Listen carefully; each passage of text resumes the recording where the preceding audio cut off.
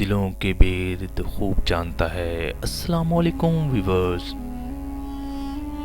میرا نام ہے شہزاد چودھری اور آپ دیکھ رہے ہیں علمی دنیا چینل۔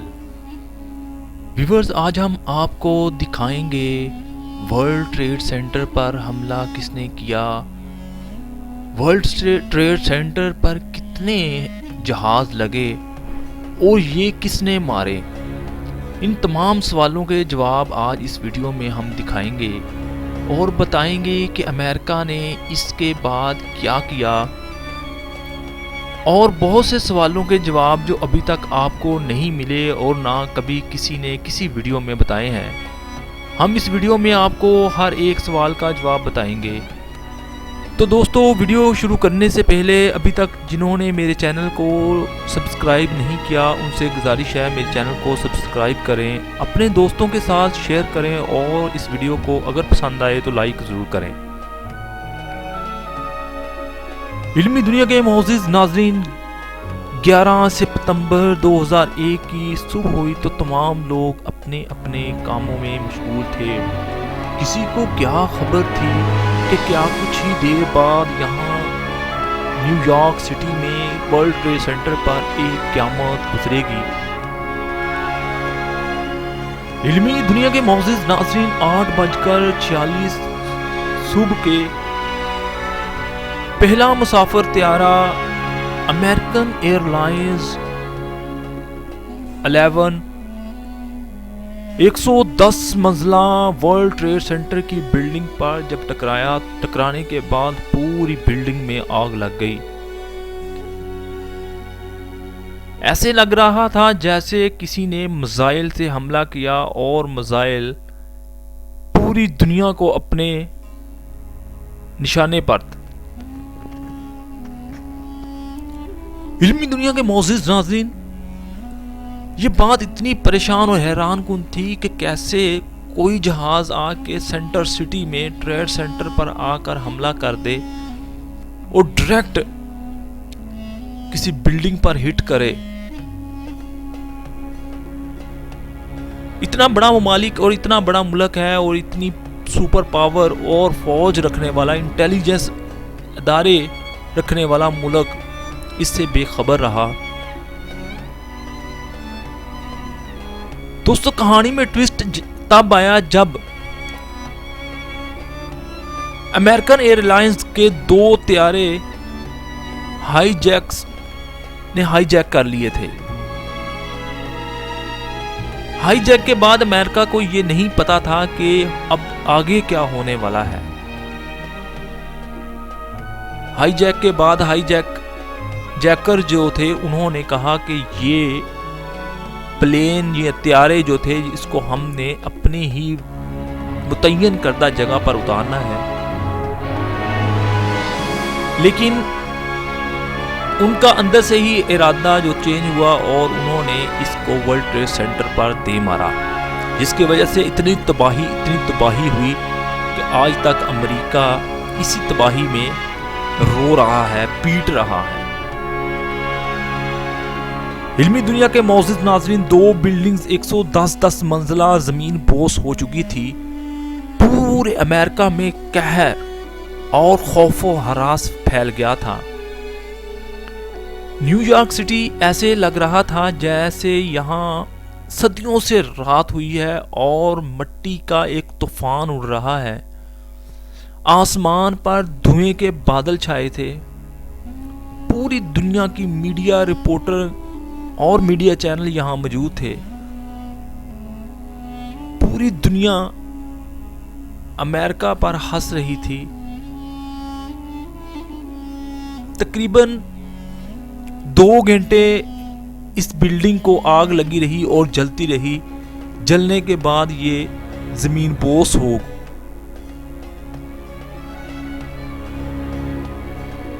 علمی دنیا کے معزز ناظرین، یہ اتنا ہیبت ناک منظر تھا کہ دیکھنے والے دور سے ہی چینخیں مار رہے تھے۔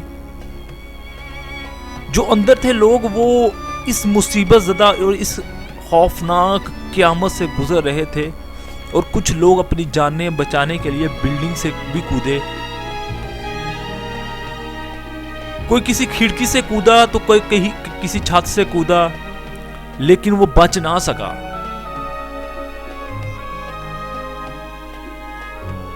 جو بچے بھاگے ان کو دھوئیں اور مٹی اور بلڈنگ کی جو کنکریٹ تھی اور ذرے تھے وہ دور دور جا کر لگے اور لوگوں کو زخمی اور ہلاک کر دیا۔ علمی دنیا کے معزز ناظرین، مجھے یہاں وہ جاپان 1946 والا واقعہ یاد آیا جب امریکہ نے جاپان ہیروشیما اور ناگاساکی پر ایٹم بم گرائے تھے۔ امریکہ اس غرور میں، اپنی سپر پاور میں یہ بھول چکا تھا کہ اوپر آسمانوں پر ایک رب رہتا ہے جو پوری دنیا کا مالک اور خالق ہے۔ ایک دو معمولی سے چھوٹے سے پلین نے پورے نیو یارک سٹی کو قید کر لیا، پورے نیو یارک سٹی کی تباہی کا تماشا بنا دیا۔ ایک دو چھوٹے پلین نے پوری دنیا میں امریکہ کو خاک میں رلا دیا۔ ایک بلڈنگ ہی کیا خاک و روب ہوئی، پوری دنیا میں امریکہ کا نام خاک میں مل گیا۔ امریکہ نے جو جاپان پر حرکت کی تھی اس کا بدلہ آج اللہ کی طرف سے ایسا آیا کہ پوری دنیا میں اس کو خون کے آنسو رلا دیا۔ یہ دو دھماکوں کے بعد سلسلہ ختم نہیں ہوا۔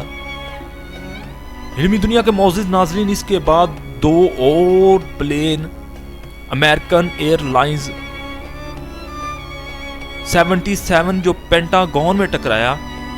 یہ ایک بہت ہی حساس بلڈنگ تھی، امریکن ایئر ڈیفنس ڈپارٹمنٹ تھا، اور جب اس پہ ٹکرایا تو اس میں لوگوں کی تعداد نہ ہونے کے برابر تھی، جس کی وجہ سے جانی نقصان بہت کم ہوا۔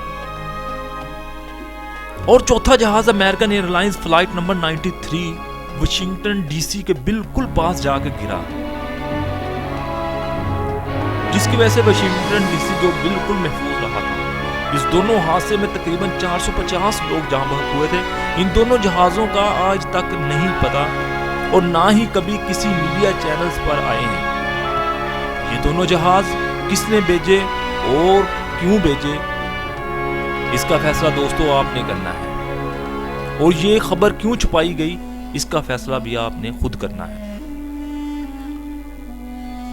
یہ ان حملوں کے بعد امریکہ نے پوری دنیا پر پاکستان سمیت کئی ممالک پر اور مسلم ممالک پر پابندی لگا دی، کیونکہ ان حملوں کی جو ذمہ داری تھی وہ طالبان نے قبول کی تھی۔ افغانستان کے طالبان اور القاعدہ کے طالبانوں نے اس کی ذمہ داری قبول کی تھی۔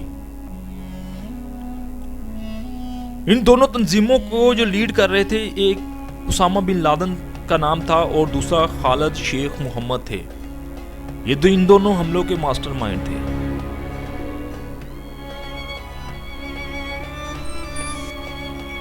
علمی دنیا کے معزز ناظرین، ان کو ماسٹر مائنڈ اس لیے کہا گیا تھا اور ان پر سارا ملبہ اس لیے ڈالا گیا تھا کیونکہ ان دونوں نے اس حملوں کی ذمہ داری قبول کی تھی،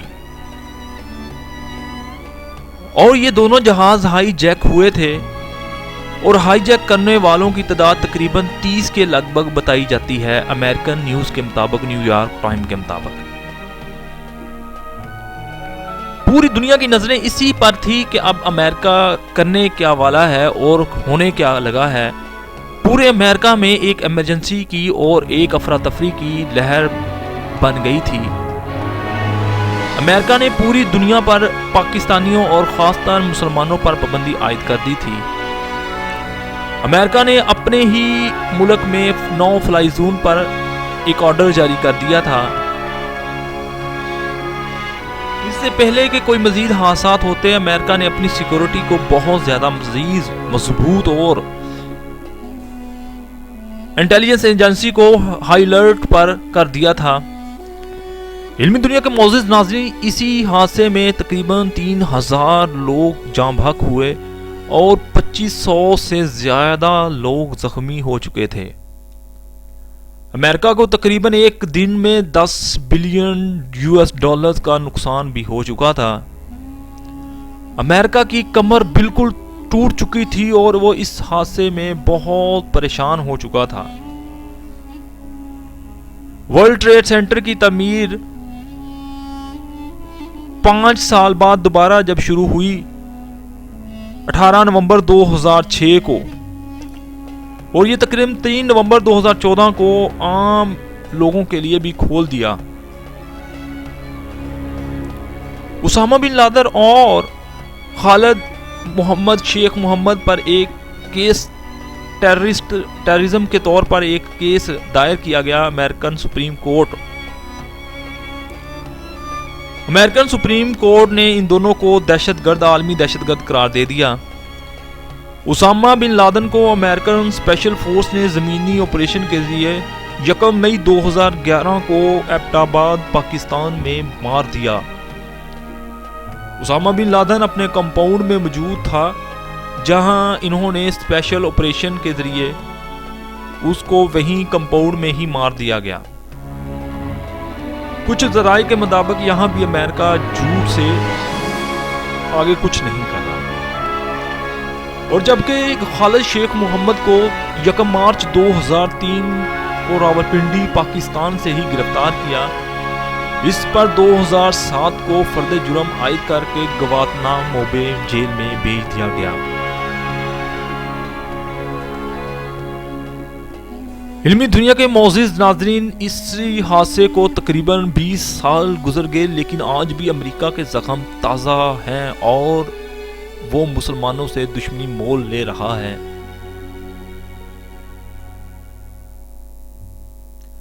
کوئی بھی ایسا لمحہ ہاتھ سے جانے نہیں دیتا جب وہ مسلمانوں کو قتل کرنے کا ارادہ یا قتل نہیں کرتا۔ علمی دنیا کے معزز ناظرین، یہ ساری ڈاکومنٹری اوریجنل اور کاپی پر مبنی ہے۔ اس میں کوئی بھی کسی قسم کی کاپی رائٹ کلیم کی سہولت موجود نہیں ہے، اور نہ ہی یہ فیک نیوز ہے، اور نہ ہی یہ علمی دنیا اس کا رسپانسیبل ہے۔ یہ تمام تر نیوز اور ڈاکومنٹری اوریجنل اور ادر ویب سائٹس اور نیوز چینل سے اکٹھی کی گئی ڈاکومنٹری ہے جو آپ کے سامنے پیش کی گئی ہے۔ امریکہ نے ان تنظیموں پر گھیرا اور تنگ کر دیا تھا۔ عراق، شام، لیبیا، فلسطین، افغانستان پر اپنے اتحادی ممالک کے ساتھ مل کر مزید آپریشن شروع کر دیا تھا، اور جو تقریباً آج تک جاری ہے، اور آج بھی امریکہ ان پر بمباری کر رہا ہے۔ افغانستان میں بھی امریکی فوج ابھی تک موجود ہے، اور جو اب نکلنے کے چانسز پر ہیں، لیکن ابھی تک امریکہ اپنا بدلہ لینے میں مکمل طور پر کامیاب نہیں ہوا، اور نہ ہی طالبان کے ساتھ اور دہشت گردوں کے ساتھ صلح ہوئی ہے۔ اگر آپ کو اس معلومات میں کچھ کہنا ہو یا کوئی نئی چیز ملی ہو تو کمنٹ باکس میں اپنی رائے کا اظہار ضرور کریں۔ ہمیں آپ کی رائے بہت قیمتی ہوتی ہے اور ہمارا ایک اثاثہ ہے۔ اپنا اور اپنے دوستوں، اپنے عزیزوں اقارب کا خیال رکھیے گا۔ پاکستان زندہ باد۔ اللہ حافظ۔